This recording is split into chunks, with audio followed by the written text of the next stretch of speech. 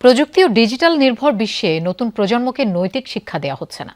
প্রকৃত মানুষ হিসেবে গড়ে উঠতে নৈতিক শিক্ষার বিকল্প নেই বলে মন্তব্য করেছেন তথ্য সম্প্রসার মন্ত্রী জহিরুদ্দিন স্বপন।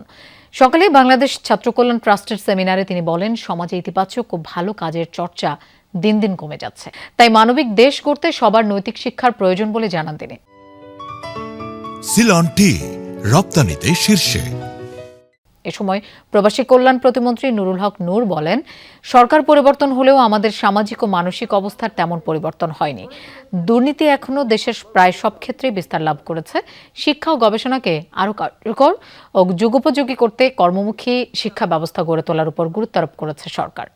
দায়িত্ব বা ক্ষমতা বহনকারী একজন মানুষের যদি নৈতিক মানদণ্ডটা ঠিক না থাকে, তাহলে তা কিন্তু একসময় না একসময় ধরা পড়ে এবং তার জন্য কিন্তু তাকে কোনো না কোনোভাবে শুধু তাকেই পেনাল্টি দিতে হয় না, তিনি যেই প্রতিষ্ঠানের দায়িত্বে থাকেন গোটা প্রতিষ্ঠানকে ক্ষতিগ্রস্ত হয়।